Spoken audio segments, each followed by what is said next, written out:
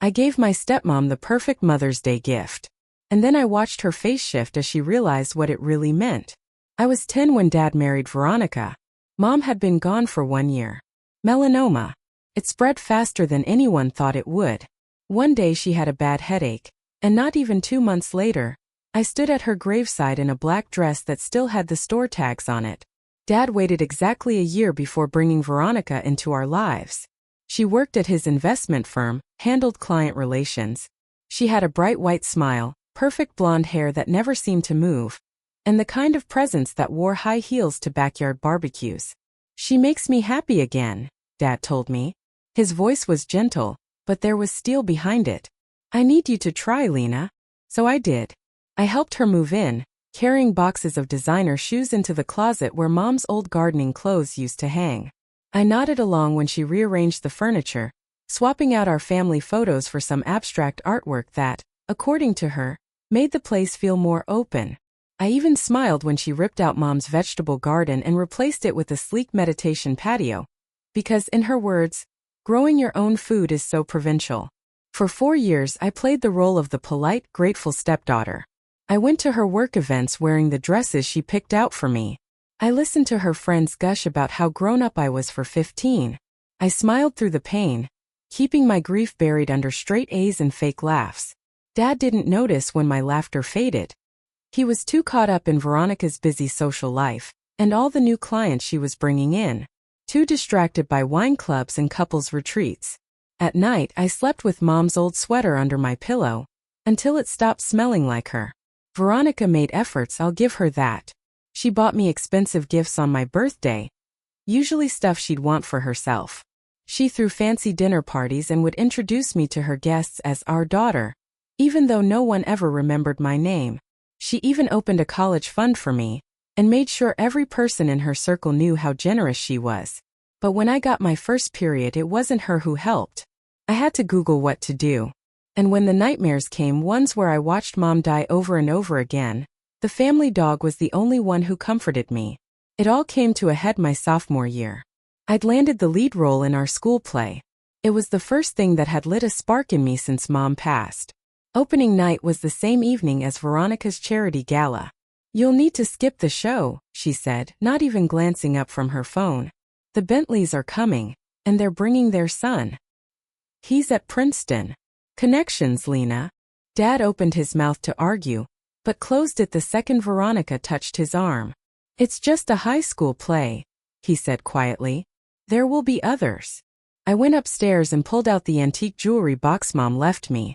Inside was her wedding ring, a lock of my baby hair, and a journal I'd been too afraid to open. I couldn't bear to read her final thoughts, but that night, with tears in my eyes, I read every word. Most of it was what you'd expect: hopes for my future, memories she cherished, advice she'd never get to say aloud. But the last entry, written just 3 weeks before she passed, was different. If you're reading this, Lena, she wrote, I need you to know about the safe deposit box. The key is taped inside this cover. What you find there will change everything. I'm so sorry. The key was small and silver, engraved with the bank's name. The next morning I skipped school and went straight to First National. The manager there recognized me right away. Your mother said you'd come one day, he said, guiding me to the vault. Inside the box was a USB stick, stacks of documents, and a handwritten letter from Mom addressed just to me. My dearest Lena, it began. By now, Veronica has probably taken over your lives completely. I've known about her for years. I read that letter twice, hands shaking the whole time. Mom had uncovered Dad's affair with Veronica 5 months before she was diagnosed. She'd hired a private investigator to dig into everything. There were hotel bills, text logs, photos of the two of them together, taken while Mom was off picking me up from soccer practice. The report was painfully detailed. It spanned months. There were photos of them entering hotels in different cities, text messages that made my stomach turn. She's taking Lena to her mom's this weekend. Come over. One read. Another. Can you imagine when we don't have to hide anymore? And then one more, this one from Dad. Sometimes I wish she would just disappear. He sent that 4 months before Mom got sick. I flipped through credit card statements that showed fancy dinners Dad never told us about, gift receipts for jewelry Mom never wore, and a lease agreement for a downtown apartment we'd never heard of. But that wasn't the end of it. The documents showed that Dad and Veronica had been quietly draining money from Mom's family trust, the one meant for me, and funneling it into offshore accounts. This had been going on for years. They'd been waiting for the right time. Mom's family had built one of the city's biggest investment firms. When she married Dad, he was just a rising advisor with big dreams. She brought him into the company, helped him climb the ladder, made him a partner. That trust? It was her family's legacy. It was supposed to be mine. The spreadsheets detailed millions moved through fake companies, phony client accounts, and cooked investments. The money disappeared across a dozen countries. Every key document bore Dad's signature. Most had Veronica's too. And then came the worst part. There were medical records that made it clear Mom's illness might not have been so random after all. Strange test results. Unusual prescriptions. Toxicology reports she'd ordered on her own once she started getting suspicious. I started feeling off after our anniversary dinner, she wrote. At first it was just being tired. But it got worse. The doctors couldn't figure it out. When I began tracking it, I noticed I only felt sick after meals David made, meals he said were just for me. There were lab tests showing high levels of heavy metals in her system. Reports analyzing our food. Notes from 3 different specialists, all puzzled by how her symptoms were progressing. I can't prove anything, she wrote. And by the time you read this, it won't matter for me. But I couldn't leave you defenseless. The last page laid out her plan. She created a secret trust in my name, left the house and business under my control, things I didn't even realize were mine. 3 weeks before she died, she'd rewritten her will and worked with lawyers Dad didn't know existed. I've made sure what's rightfully yours stays that way, she wrote. The trustees will reach out to you when you turn 18. But if you find this letter before then, you can contact them using the information in the envelope. They're ready when you are. I sat in that private bank room for what felt like forever, taking it all in. And when I walked out, I wasn't the same girl who walked in. The sadness and confusion I'd carried for 2 years had hardened into something else. Something clear. Something sharp. I didn't confront Dad right away. I didn't run off or call the cops. What I did was scarier than that. I turned into the perfect daughter. For the next 3 years, I played my role to perfection. I crushed it in school, joined the clubs Veronica suggested, and sat through every painfully dull company function with a smile on my face. I wore what I was told, said all the right things, and never once let on that I knew the truth. At night, I kept detailed notes on everything they were still up to.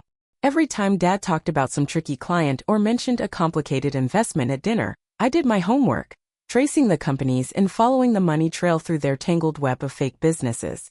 I started making my own spreadsheets, building off the ones Mom had put together. My bedroom turned into my war room. I even put a hidden safe behind my bookshelf where I stored backup copies of everything. I recorded dinner conversations, secretly captured their business chats when they thought I was just zoning out. I snapped photos of documents Dad left lying around, figuring his 15-year-old daughter wouldn't have a clue what they meant. 5 months after reading Mom's letter, I finally felt ready to reach out to her trustees. The envelope she left behind had 3 business cards inside, a forensic accountant, a lawyer who handled financial crime, and a retired judge, someone who'd been best friends with Mom's father. We met at the judge's house on a Saturday when I was at debate practice. I'd already told them everything over the phone, but seeing their faces as they reviewed the proof was something else. The accountant closed his eyes for a moment when he saw the depth of the fraud. The lawyer muttered a curse under her breath. The judge gave me a long look, full of sorrow and something colder. Your mother was one of the best people I ever knew, he said quietly. So what do you want to do, Lena?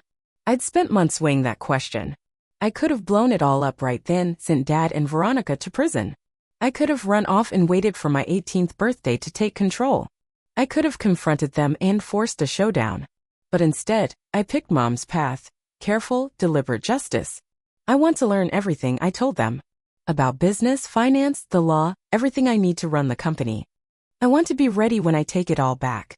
The judge just nodded, like he'd been expecting that. Your mother thought you'd say that, he said. She left us instructions in case you did. So for the next 16 months I lived 2 lives. At school and home, I stayed Veronica's golden girl, the daughter she bragged about at every cocktail party. But 4 evenings a week, I slipped away to study groups and volunteer work that were actually crash courses with my secret team.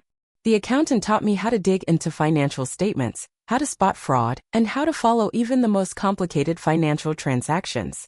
The lawyer walked me through corporate law, contracts, and the loopholes I'd need to use when the time came.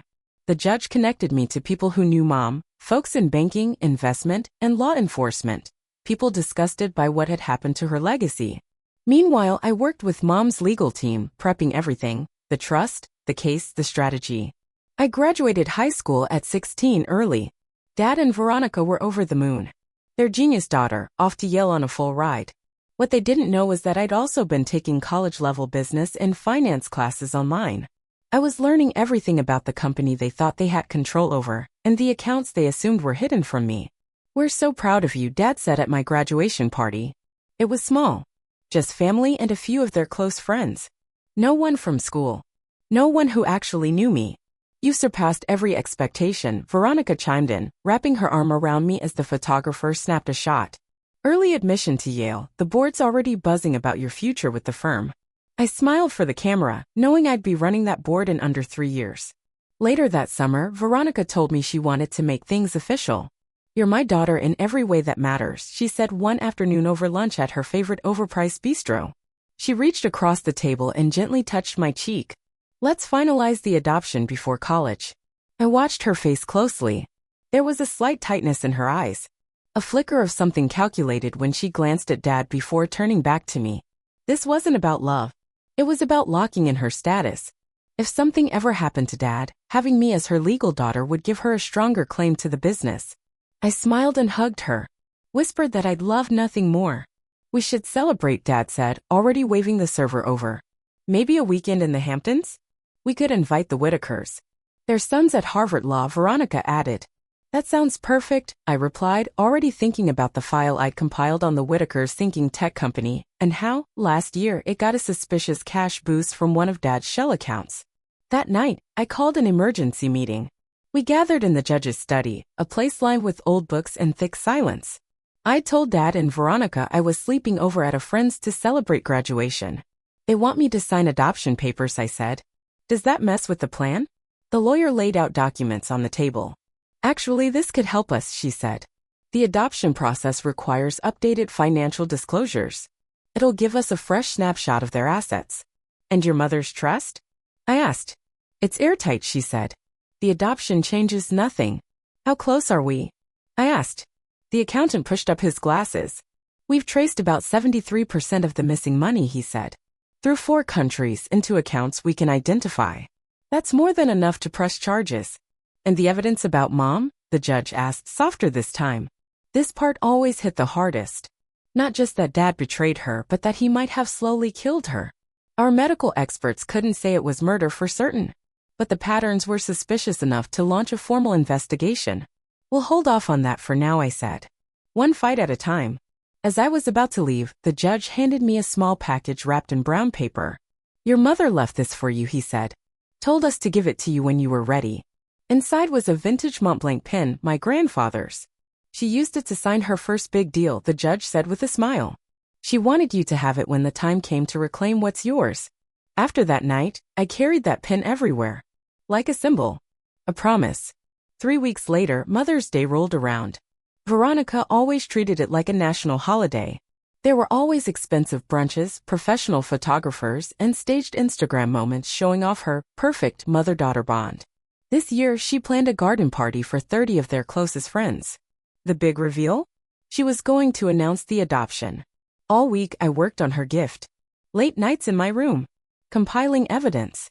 Organizing files. Polishing every piece of the presentation. Funny thing is, it was the most thoughtful gift I'd ever made for her. Mother's Day morning arrived. Clear skies.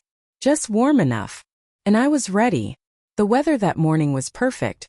Like it had been ordered straight from the sky to match Veronica's picture-perfect plans. The caterers showed up at 8 a.m., followed by florists, planners, and a small army of staff who worked nonstop to turn our backyard into some high-end garden venue. It looked nothing like the wild, overgrown space Mom had once loved. I found Veronica in her dressing room, standing in a sea of rejected outfits. "What do you think?" she asked, holding up 2 cream-colored dresses that were practically twins. "The Dior or the Chanel?" "The Chanel," I said. She immediately tossed aside the Dior, the one I'd picked. "Classic Veronica. I got you something." I told her, handing over a neatly wrapped gift box tied with a silver bow. "Oh, you didn't have to," she said, her surprise almost convincing. We both knew I'd never gotten her a Mother's Day gift before. I wanted to. For the announcement today. She set the box down without opening it. "I'll save it for the party. Make it more special." "I'd rather you open it now," I said, keeping my tone calm but firm. "It's personal." That gave her pause. She studied my face for a moment before picking it up again. Inside was a book, leather-bound, custom-made. The title stamped in gold. A Daughter's Gratitude. "Oh, Lena," she breathed, clearly expecting a photo album or some tearjerker tribute. Her hands trembled just slightly as she opened the cover. The first page was a photo of Mom, smiling, healthy, taken before she got sick. "What is this?" Veronica asked. Her voice tightened. "Keep reading," I said gently. "It gets better." Page by page, the story unfolded, exactly as Mom had left it for me. Hotel receipts, bank records, medical files, each piece carefully marked up in my own handwriting. I watched her face shift as she read.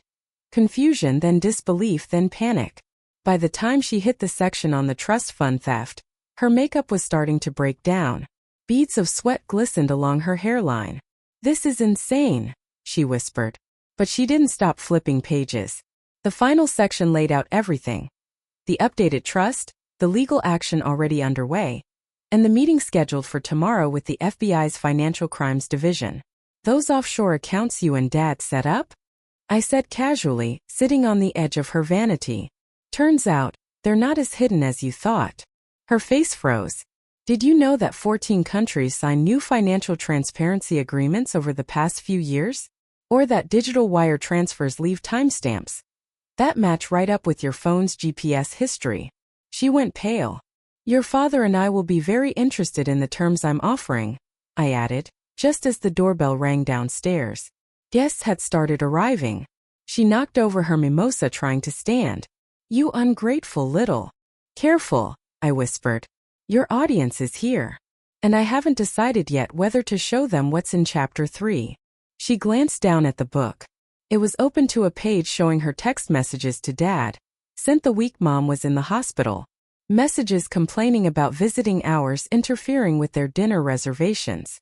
"What do you want?" she hissed, straightening her dress with shaking fingers. "You're going to go downstairs, host your party, and smile like you mean it," I said. "Tomorrow at 9, you and Dad will meet me at Judge Whitmore's office. We'll talk about what happens next." Her eyes darted around, probably looking for an escape route. There wasn't one. "This is blackmail," she snapped. "No," I told her cool and clear. "This is justice, with a little mercy if you're lucky." I headed for the door. "You've got 1 minute to fix your face. People are waiting." The party lasted 4 long hours. Veronica held it together barely. Her hands trembled. Her smile was painted on, never touching her eyes. And me?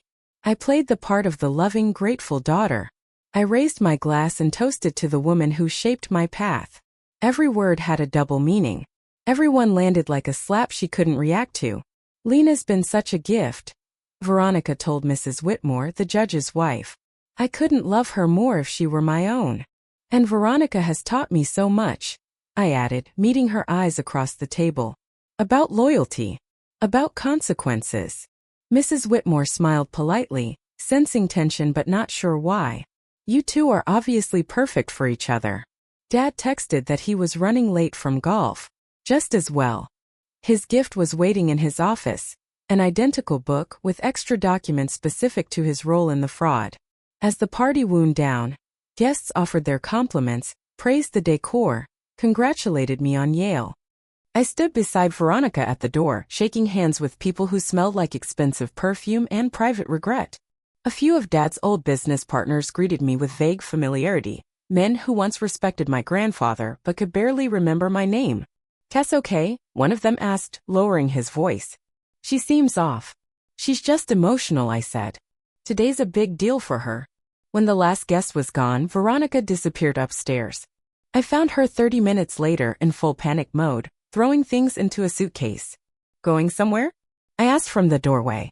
She spun around, fists full of jewelry. You can't prove any of this, she snapped. It's all circumstantial. It's The FBI doesn't agree, I said. Neither does the SEC. But hey, if you want to run, go for it. They're expecting that. I was bluffing. The authorities weren't involved yet. That was part of the plan. A piece of leverage I hadn't used until now. But she didn't know that. She collapsed onto the bed, suitcase half-packed beside her. What happens now? She whispered. Now, I said. Now we wait for Dad. He showed up about an hour later, calling for Veronica as he came in through the front door. I met him in the foyer, his gift in my hands. Where's Cass? How was the party? He asked, loosening his tie. She's upstairs. You should open this first. He flipped through the pages silently. His lawyer instincts kicked in fast, no yelling, no denial. Just tight lips and cold calculation. When he finally looked up, his face was unreadable. Where did you get all this? Mom left it for me, I said. Along with instructions. Something like pain flashed across his face. It didn't last long. Lena, whatever you think you know is documented, I said, cutting him off. In triplicate. Stored in multiple secure locations.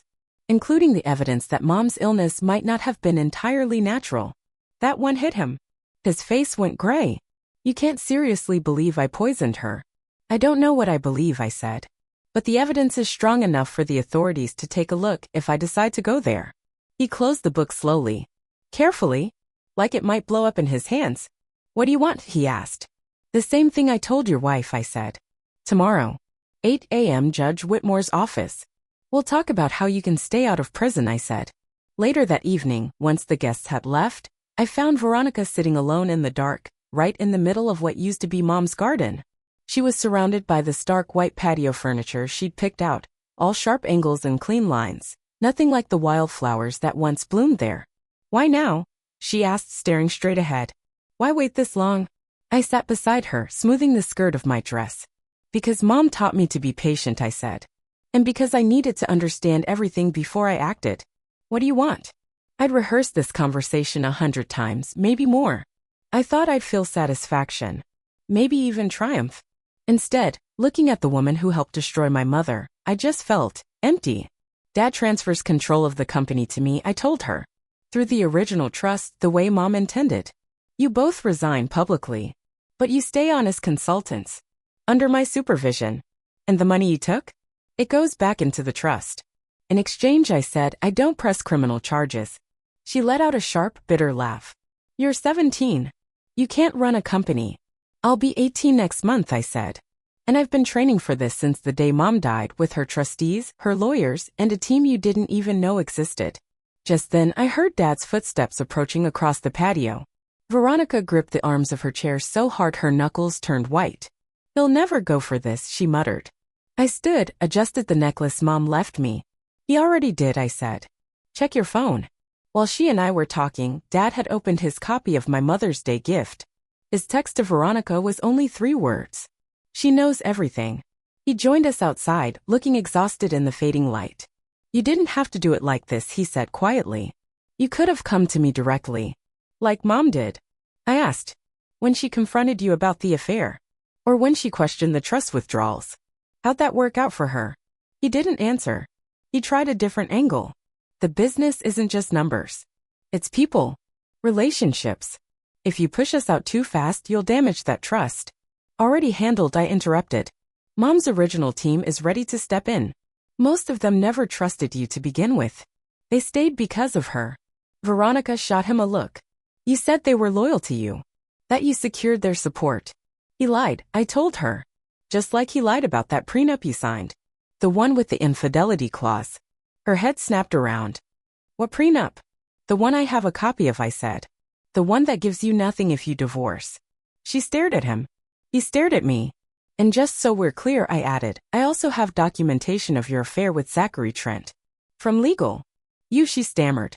Hotel receipts don't lie, I said. Veronica's face went pale. Dad's confusion turned to rage as the pieces clicked together. You told me that was over, he growled. It is, she snapped. But she wouldn't look at him. She's manipulating you, Veronica said, voice rising. Actually, that's your thing, I replied, standing. I prefer a direct approach. 9 a.m. tomorrow. Don't be late. Don't try to disappear. The house is being watched. I left them on the patio, their low, angry voices following me inside.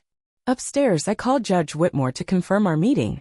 Then I emailed my full dossier to the trustees with instructions to release it to law enforcement if I didn't check in by noon. I didn't sleep much that night. I lay awake, listening to their muffled fighting, the occasional crash of something breaking, a door slamming shut. Around 3 in the morning, I heard a car start and drive off. By sunrise, the house was silent. I got dressed for the meeting with care. I wore the navy suit Mom had bought me for my first academic competition. Her pearl earrings. Light makeup. I looked older than I was, professional, deliberate. When I came downstairs, Dad was at the kitchen island, still in yesterday's clothes, staring into a cold cup of coffee. "Where's Veronica?" I asked, though I already had a guess. "Gone," he said, not looking at me. "Took her jewelry and her car. Left the phone." I'd expected this. "Plan for it." "It complicates things," I said, "but it doesn't change the plan. She's not the one who matters most here." He looked up at me then, his eyes red and sunken. "You look like her," he said. "Your mother." When she was fighting for something. It hit me like a punch and a hug all at once. "We should go," I said. "The judge doesn't like people showing up late." The meeting was short, but thorough. Dad sat there, hollowed out, and signed every document we gave him. Power of attorney. Transfer of voting rights. His resignation letter. Judge Whitmore walked him through each step. Calm. Cold. "You understand," the judge said, "these terms only stand if you cooperate with the financial recovery team. Any attempt to hide assets, move money, or interfere with the process." "We press charges," I finished. Dad gave a small, broken nod. "The official announcement," the judge continued, "will follow the script provided. Family succession, honoring Margaret's legacy, that sort of thing." Another nod. "Sign here. And here. Initial these." At the end, the judge passed him one last form. "This one states that you won't contact Lena directly until she turns 18. Any communication goes through our office or the trustees." Dad's head jerked up. "That's my daughter." "You can't, Sign it," I said softly. "Or I release the medical evidence." His hand trembled as he signed. The pen he used was Mom's Montblanc, the same one she'd used to sign her first big deal. I brought it for this moment. When he finally put it down, his shoulders collapsed like someone had taken the air out of him. "Can I at least explain?" he asked, barely louder than a whisper. "I've already read your explanations," I said. "In the emails you sent to Veronica. In the memos justifying the transfers. In the statement you wrote for the board, assessing me as a potential figurehead with no real authority." I looked him straight in the eye. "I understand you perfectly." Judge Whitmore ended the meeting there. He told Dad that a driver was waiting to take him to a hotel. He'd be allowed back next week to collect his things with someone watching. As Dad stood to go, he stopped beside my chair. "Your mother would be proud," he said. I couldn't tell if he meant it as praise or as a curse. "I know," I answered. 3 months later, I sat at the head of the conference table, his old seat in his old office. The company transition had been marketed as a family succession plan. There were press releases, interviews. They called me the youngest female CEO in the industry. Dad stayed on as a figurehead, but with contracts that let me track his every move. He kept his house. His social standing. He avoided prison. In return, I got everything that belonged to me, plus his full cooperation during quarterly reviews where I dissected every corner of his professional life. The trustees became my executive team. Together, we started repairing the damage. The company my mother saved was finally in the right hands. I deferred Yale for a year. Instead of diving into academics, I threw myself into real-world business, working full-time at the firm and learning everything I could from the inside. Veronica resurfaced in Miami about 2 weeks after she ran. The FBI caught her trying to access one of the offshore accounts we'd already flagged. She spent 3 nights in jail before Dad's lawyers managed to get her out, on the condition that she cooperate fully. They brought her back to Connecticut under strict monitoring. She was placed in a company-owned condo and given a role as a client liaison, but with almost no authority.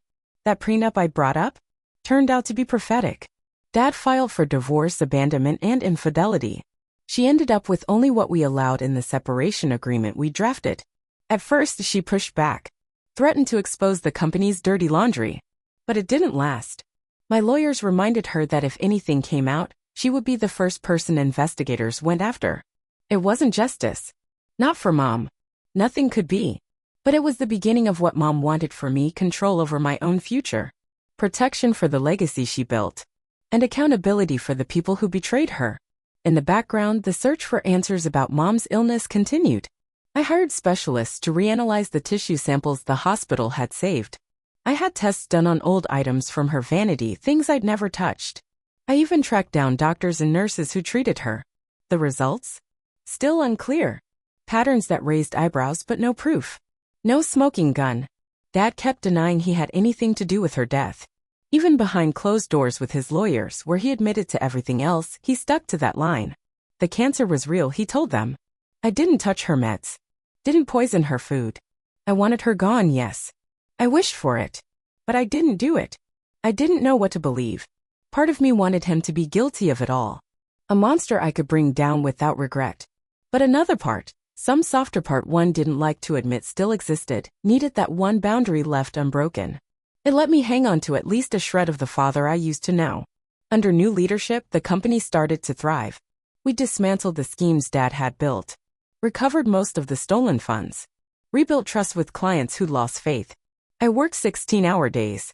Slept more on the office couch than in my bed. And home? That word stopped meaning anything.